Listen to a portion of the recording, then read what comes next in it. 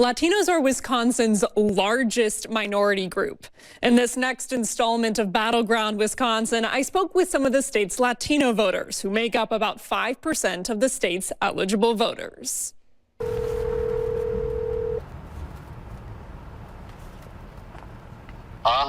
Hey, Cayetano, saludos, buenas tardes. Voces de la Frontera is a Milwaukee-based advocacy group. Actually today, I've called about 82 people within the last hour. This pair working with Voces to turn out the Latino vote for Harris. Saying that immigrants are here eating dogs and cats is something that does not sit well with the immigrant community. Clarifying that the border and immigration are not the only issues for these voters. So I think people assume that we're just for one issue, but in reality, we have a whole, just a lot of issues, that affect us. At Fiesta Las Margaritas in Watertown, patrons are mixed in their support for both candidates. It's a good idea for the economy, Trump.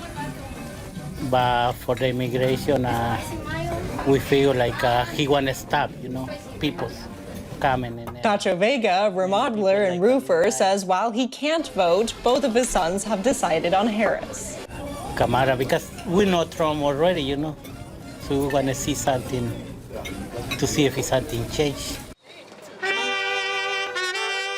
In Madison, at the Centro Hispano Market, the nonpartisan org Leaders Igniting Transformation is working to register voters. These pledge to vote cards, if they fill out the PTV, they get free tacos. On the other side of the market, Erica Palacios is selling handmade llamas from Peru. ¿De cuál de ellos quieres? Este. As a newly naturalized citizen, this will be her first time voting in a U.S. election. It's a blessing. Do you have your mind made up for who you're going to vote for? Not yet. To be honest, not yet.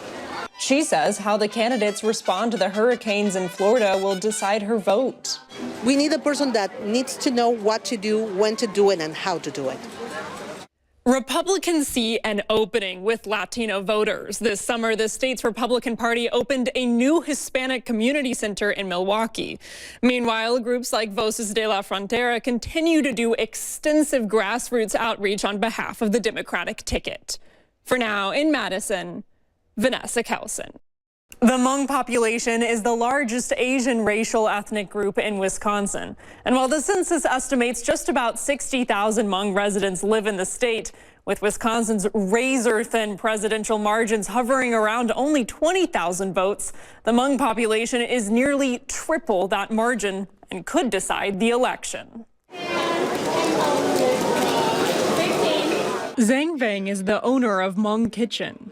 I grew up here, so I know all the people, the up and downs of the Hmong community. As a community organizer, he's watched Wisconsin's Hmong population grow firsthand. Back in the 80s, we all pretty much know everybody, but still right now, we know, I would say about 90% of the Hmong community. We're very close to each other. But when it comes to voting, Vang says there's a generational divide. Older people don't know how to vote, and oftentimes they don't know, they don't go to the poll. Vang says the younger generations are getting more involved in American politics. And there are plenty of young people in the community, with a median age of just 25.6 years old, compared to Wisconsin's 39.6. The younger generation are getting more and more into that. I think like 20, 30 years ago, I could not name a person in politics. Now more involved, Vang wishes outsiders would learn more about the community. All the campaigns of it, I think they don't know enough about Hmong people. This November, Vang, who puts the economy as his top issue, will be voting for Harris. Donald Trump has been there once already. Why do you think VP Harris is better? Well, I mean, first of all, she's a woman. But he wasn't always decided. I was kind of skeptical about her, but I think that when the debate came along, I know like Donald Trump was saying like, my kids prefer this, like they're eating the cat, they're eating the dog. He will say anything he wants to get elected. While at Hmong Kitchen, Vang introduced us to two other regulars. Yeah, I like both.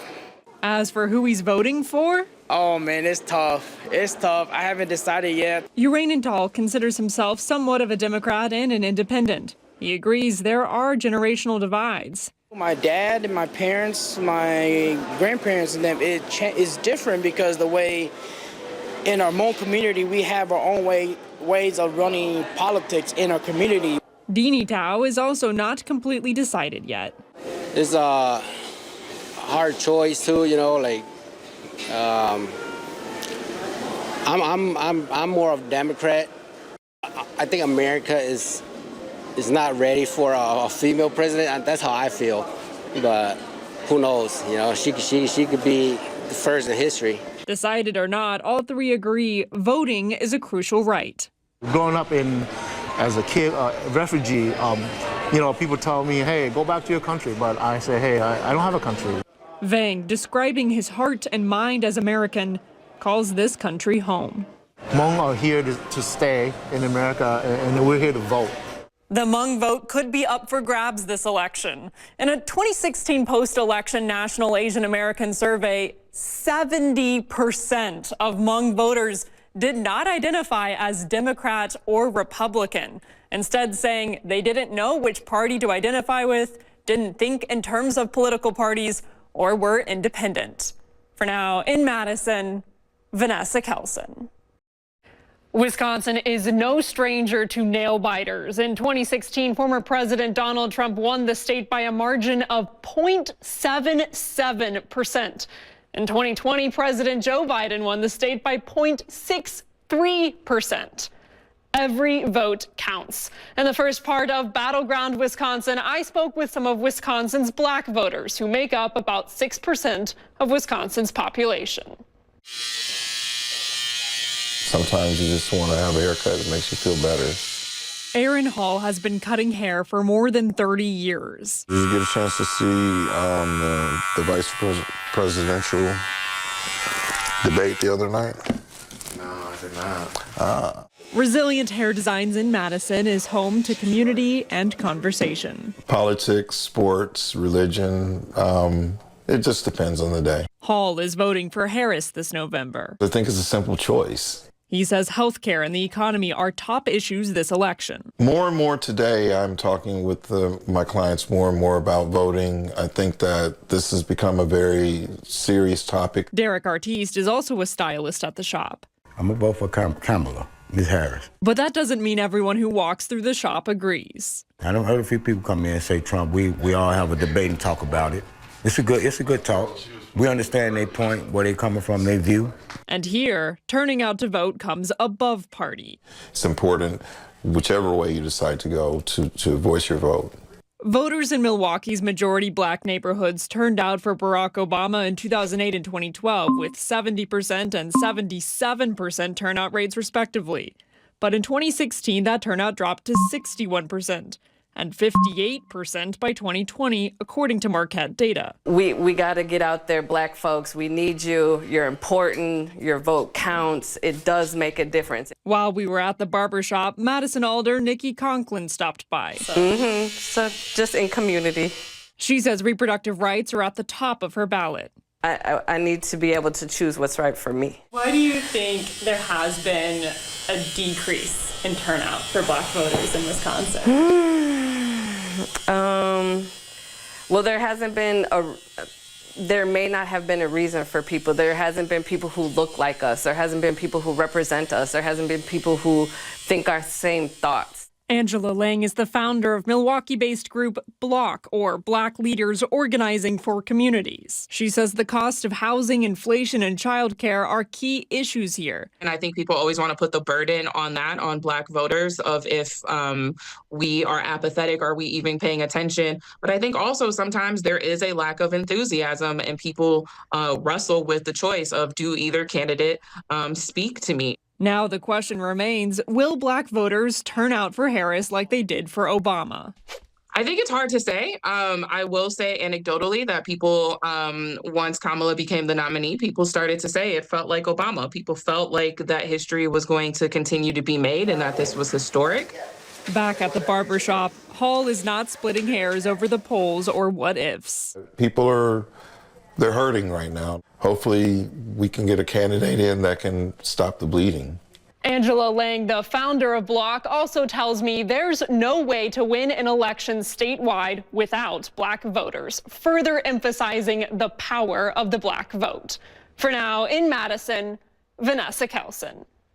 For the second part of Battleground Wisconsin, I spoke with some of the state's Polish voters who historically have a knack for picking the winner. I'm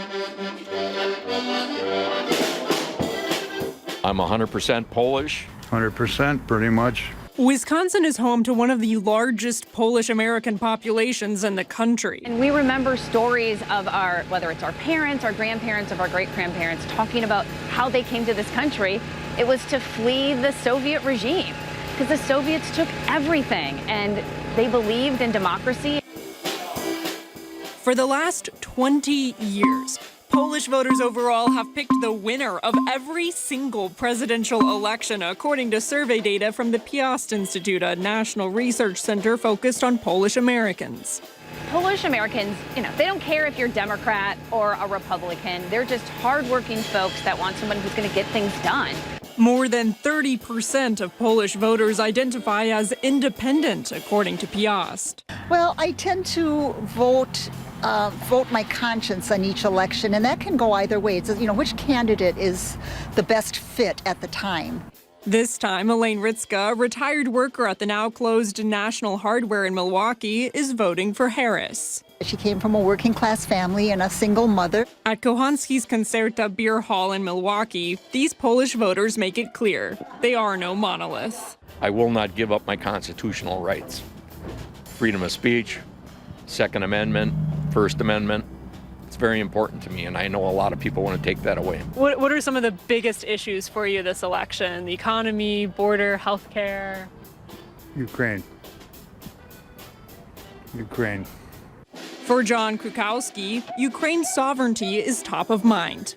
I want it to stay Ukraine, so Poland can stay Poland.